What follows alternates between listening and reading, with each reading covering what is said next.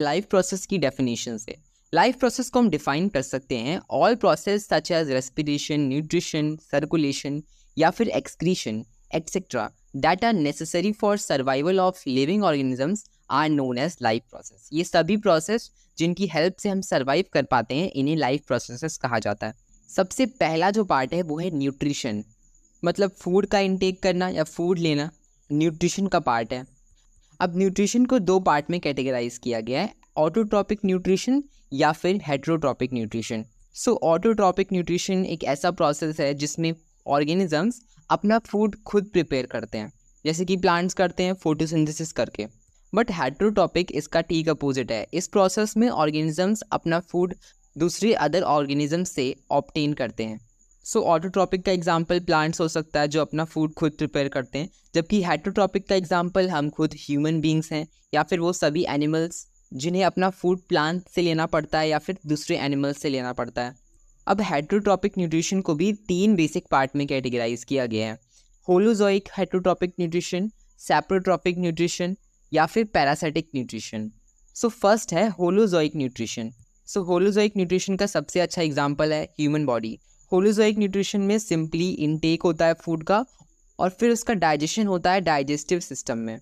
Next है सैप्रोट्रॉपिक nutrition. इस process में ऑर्गेनिजम्स डिकेइंग मैटर यानी कि खराब प्रोडक्ट से फूड ऑब्टेन करते हैं, फॉर एग्जांपल फंगस जो तुमने ब्रेड में बहुत देखी होगी। नेक्स्ट टाइप ऑफ न्यूट्रिशन है parasitic nutrition.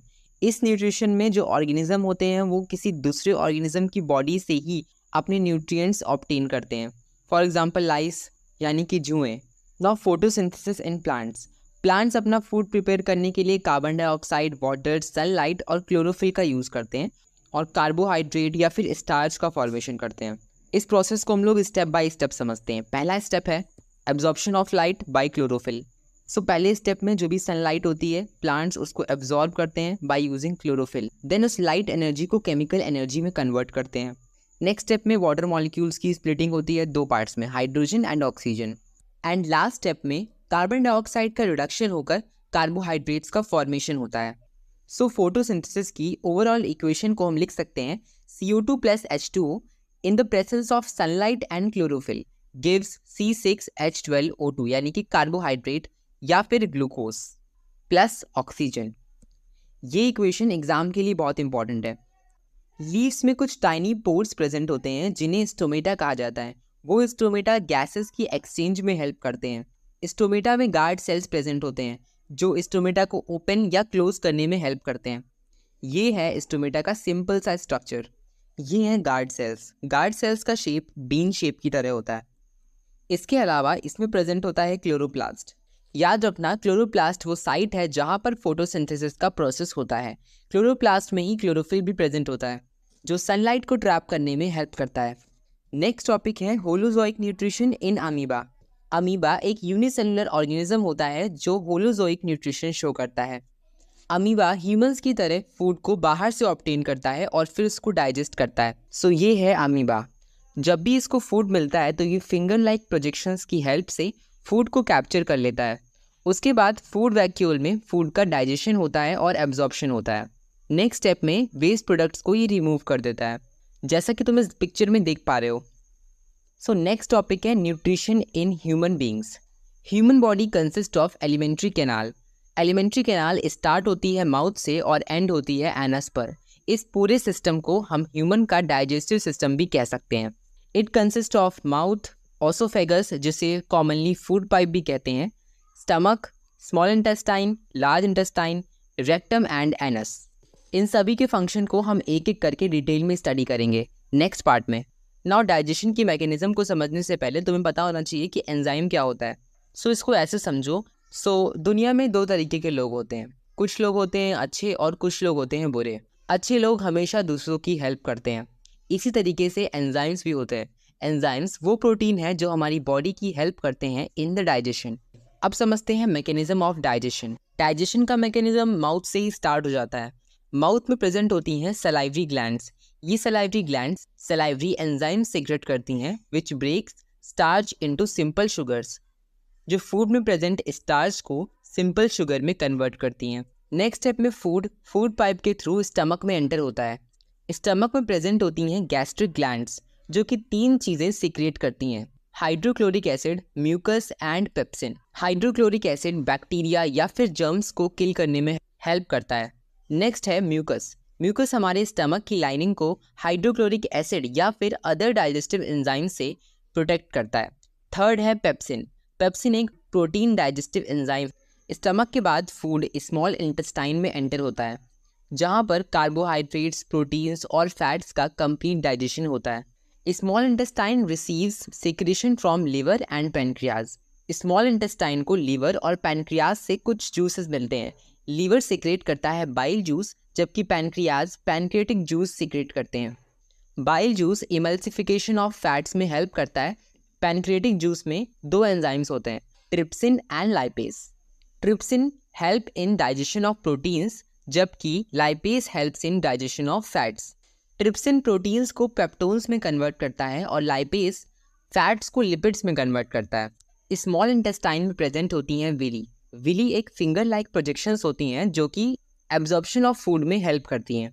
Small intestine food से न्यूट्रिएंट्स को एब्जॉर्ब करके उसको ब्लड में भेज देता है। उसके बाद नेक्स्ट स्टेप में अनएब्जॉर्ब फूड यानी कि waste is transferred to the large intestine. Large intestine में वाटर एब्जॉर्ब होकर अनडाइजेस्टेड फूड एनस के थ्रू बॉडी से बाहर निकल जाता है। सो ये था डाइजेशन का कंप्लीट मैकेनिज्म। नेक्स्ट टॉपिक में हम समझेंगे कि ह्यूमन बॉडी में रेस्पिरेशन किस तरीके से होता है। So respiration is the process by which food is burned in the cells of the body with the help of oxygen to release energy. So respiration एक ऐसा प्रोसेस है जिसमें फूड सेल्स में ऑक्सीजन की प्रेजेंस में burn होकर energy release करता है। ह्यूमन बॉडी में ये सारा प्रोसेस माइटोकॉन्ड्रिया में होता है, इसलिए माइटोकॉन्ड्रिया को power house of the cell भी कहते हैं। हमारी बॉडी में एनर्जी सेल्स में एटीपी मॉलिक्यूल्स के फॉर्म में प्रेजेंट होती है। एटीपी का फुल फॉर्म है एडेनोसिन ट्राइफॉस्फेट। जब भी हमारी बॉडी को एनर्जी की नीड होती है तो उस केस में एटीपी मॉलिक्यूल्स वाटर की प्रेजेंस में ब्रेक होकर एनर्जी प्रोवाइड करते हैं। नाउ रेस्पिरेशन 2 टाइप्स के हो सकते हैं, एरोबिक रेस्पिरेशन और एनारोबिक रेस्पिरेशन। सबसे पहले समझ लेते हैं कि एरोबिक रेस्पिरेशन क्या होता है। सो एरोबिक रेस्पिरेशन ऑक्सीजन की प्रेजेंस में होता है, वो भी in the mitochondria. Aerobic respiration में बहुत ज़्यादा अमाउंट में एनर्जी रिलीज होती है। इस प्रोसेस में फर्स्ट स्टेप में ग्लूकोज ऑक्सीजन की प्रेजेंस में साइटोप्लाज्म में पाइरूवेट में कन्वर्ट होता है। देन पाइरूवेट ऑक्सीजन की प्रेजेंस में माइटोकॉन्ड्रिया में कार्बन डाइऑक्साइड, एनर्जी और वाटर को रिलीज करता है। नेक्स्ट टाइप ऑफ रेस्पिरेशन है anaerobic respiration. Anaerobic respiration oxygen की एब्सेंस में होता है। इस प्रोसेस में लेस एनर्जी रिलीज होती है और फाइनल प्रोडक्ट्स में हमें lactic acid, ethanol, carbon dioxide and energy मिलती है। फर्स्ट स्टेप तो एरोबिक रेस्पिरेशन जैसी ही होती है। फर्स्ट स्टेप में ग्लूकोज पाइरूवेट में कन्वर्ट होता है। देन ऑक्सीजन की एब्सेंस में मसल्स में वो लैक्टिक एसिड और एनर्जी प्रोड्यूस करता है। जब एनारोबिक रेस्पिरेशन यीस्ट में होता है तो उस केस में प्रोडक्ट्स हमें मिलते हैं ethanol, carbon dioxide and energy. इस सिंपल फ्लो चार्ट से हम दोनों ही प्रोसेसेस को ईजिली समझ सकते हैं। नेक्स्ट टॉपिक है respiration in humans. Human respiratory system में कई सारे पार्ट्स होते हैं, जैसे कि nostrils, nasal cavity, pharynx, larynx, trachea, bronchi, bronchioles, lungs and diaphragm. इन सभी पार्ट्स को इस डायग्राम में मार्क किया गया है। डायग्राम अच्छे से याद कर लेना क्योंकि एग्जाम्स में बहुत पूछे जाते हैं। ऑफ कोर्स सारे ही डायग्राम्स इंपॉर्टेंट हैं। अब हम समझेंगे मैकेनिज्म ऑफ रेस्पिरेशन। पहले स्टेप में एयर नोज के थ्रू नॉस्ट्रल्स से एंटर होती है। नॉस्ट्रल्स में present hair, mucus dust particles को ट्रैप करने में या फिर रोकने में हेल्प करते हैं। देन ये air pharynx, larynx, trachea, bronchi को पास करते हुए लंग्स में एंटर करती है। लंग्स में प्रेजेंट होते हैं ब्रोंकाई। ब्रोंकाई स्मॉलर ट्यूब्स में डिवाइडेड होते हैं जिन्हें ब्रोंक्यूल्स कहा जाता है। इनके एंड में टाइनी एयर सैक्स होते हैं। सैक्स का मतलब स्मॉल बैग्स होते हैं जिन्हें एल्वियोलाई कहा जाता है। एल्वियोलाई में प्रेजेंट होती हैं ब्लड वेसल्स जिसकी हेल्प से गैसेस का एक्सचेंज हो पाता है। कार्बन डाइऑक्साइड ब्लड से रिलीज हो जाती है और ऑक्सीजन ब्लड में एब्जॉर्ब हो जाती है। एल्वियोलाई सरफेस एरिया को इंक्रीज करने में हेल्प करता है जिससे ज़्यादा से ज़्यादा गैसेस का एक्सचेंज हो सके। नेक्स्ट टॉपिक है ट्रांसपोर्टेशन। ह्यूमन के ट्रांसपोर्ट सिस्टम को सर्कुलेटरी सिस्टम भी कहते हैं। सर्कुलेटरी सिस्टम में 5 मेजर पार्ट्स होते हैं, blood, arteries, veins, capillaries and heart. Blood एक फ्लूइड कनेक्टिव टिश्यू है that transport food, oxygen and carbon dioxide. Blood में बेसिकली 3 चीजें प्रेजेंट होती हैं, RBC, WBC and platelets. RBC का मतलब है red blood cells, WBC means white blood cells. Red blood cells में हीमोग्लोबिन प्रेजेंट होता है जिसकी वजह से ब्लड का कलर रेड दिखाई देता है। Red blood sales oxygen carry करने में हेल्प करते हैं। White blood sales harmful germs को किल करने में हेल्प करते हैं और हमारी बॉडी को प्रोटेक्ट करते हैं। इसी तरीके से प्लेटलेट्स ब्लड की क्लॉटिंग में हेल्प करते हैं। नाउ आर्टरीज प्योर ब्लड या फिर ऑक्सीजनेटेड ब्लड को हार्ट से डिफरेंट पार्ट्स तक पहुंचाती हैं, जबकि वेन्स डीऑक्सीजनेटेड ब्लड या फिर इम्प्योर ब्लड को सभी पार्ट से कलेक्ट करके हार्ट तक भेजती हैं और ये थिन वॉल्ड होती हैं। कैपिलरीज बहुत ही नैरो ब्लड वेसल्स होती हैं जो आर्टरीज और वीन्स को आपस में कनेक्ट करने में हेल्प करती हैं। कैपिलरीज की हेल्प से ही कार्बन डाइऑक्साइड, फूड, वाटर और ऑक्सीजन का एक्सचेंज हो पाता है। नाउ सबसे इम्पॉर्टेंट पार्ट है हार्ट। हार्ट में बेसिकली 4 चैम्बर्स प्रेजेंट होते हैं जिसे तुम रूम्स भी समझ सकते हो, जिसमें से 2 एट्रियम्स होते हैं जबकि 2 वेंट्रिकल्स होते हैं। Left atrium oxygen rich blood को लंग्स से रिसीव करता है और फिर लेफ्ट वेंट्रिकल उस ऑक्सीजन रिच ब्लड को डिफरेंट पार्ट्स तक पहुंचाता है। इसी तरह से बॉडी का सारा डीऑक्सीजनेटेड ब्लड यानी कि इम्प्योर ब्लड राइट एट्रियम में रिसीव होता है, देन राइट एट्रियम इसको राइट वेंट्रिकल में सेंड कर देता है और लास्ट स्टेप में राइट वेंट्रिकल ब्लड को ऑक्सीजनेशन के लिए लंग्स के पास सेंड कर देता है। सो ये थी वर्किंग ऑफ हार्ट। ह्यूमंस की तरह बर्ड्स में और मैमल्स में 4 चैम्बर्स का हार्ट होता है, जबकि फिशेस में 2 चैम्बर्ड हार्ट प्रेजेंट होता है। इसके अलावा एम्फीबियंस और रेप्टाइल्स में केवल 3 चैम्बर्ड का ही हार्ट प्रेजेंट होता है। ब्लड के सर्कुलेशन के टाइम पर ब्लड हार्ट से 2 बार पास होता है, इसी वजह से इस प्रोसेस को डबल सर्कुलेशन भी कहते हैं। अब समझना है कि प्लांट्स में ट्रांसपोर्टेशन किस तरीके से होता है। प्लांट्स में 2 मेन टिश्यू प्रेजेंट होते हैं जो कि सारा ट्रांसपोर्टेशन का काम करते हैं, जाइलम टिश्यू और phloem tissue. Xylem tissue water और मिनरल्स को रूट से लेकर सभी पार्ट्स में ट्रांसपोर्ट करता है, जबकि फ्लोम टिश्यू फूड को ट्रांसपोर्ट करता है from the leaves to the other part of the plant. इस प्रोसेस को ट्रांसलोकेशन भी कहते हैं। जाइलम टिश्यू में प्रेजेंट होते हैं जाइलम वेसल्स और ट्रैकीड्स, जबकि फ्लोम टिश्यू में सीव ट्यूब्स और कंपेनियन सेल्स प्रेजेंट होते हैं। मुझे पता है कि ये चैप्टर एक बहुत ही लंबा चैप्टर है, बट अब हम इस चैप्टर का लास्ट टॉपिक कवर करेंगे जिसका नाम है एक्सक्रीशन। बॉडी से वेस्ट प्रोडक्ट का रिमूवल ही एक्सक्रीशन कहलाता है। ह्यूमंस के एक्सक्रीटरी सिस्टम में किडनीज, यूरेटर्स, यूराइनरी ब्लैडर और यूरेथ्रा प्रेजेंट होते हैं। किडनीज में नेफ्रॉन्स प्रेजेंट होते हैं जिनका काम होता है ब्लड को फिल्टर करना।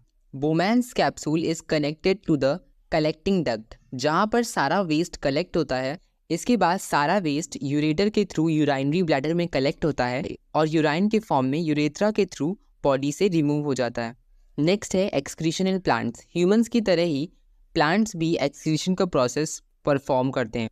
प्लांट्स के केस में कार्बन डाइऑक्साइड और एक्सेस ऑक्सीजन गैसियस वेस्ट होते हैं, स्टोमेटा के थ्रू प्लांट से रिमूव हो जाते हैं। इसी तरह से एक्सेस ऑफ वाटर भी स्टोमेटा के थ्रू ही रिमूव होता है और इस प्रोसेस को ट्रांसपिरेशन कहा जाता है। इसके अलावा प्लांट्स का कुछ वेस्ट रूट्स के थ्रू बाहर निकल जाता है, जबकि कुछ वेस्ट लीव्स के थ्रू प्लांट से अलग होता है। तुमने कई बार देखा होगा कि कुछ पुरानी लीव्स या फिर येलो लीव्स प्लांट से अलग होकर नीचे गिर जाती हैं। प्लांट्स का वेस्ट इन्हीं लीव्स में स्टोर होता है। इसके अलावा प्लांट्स का कुछ वेस्ट गम्स और रेजिन्स के फॉर्म में जाइलम ओल्ड सेल्स में प्रेजेंट होता है। I hope you all liked the video and enjoyed the video. Thank you. Meet you in the next video. Don't forget to subscribe and like the channel.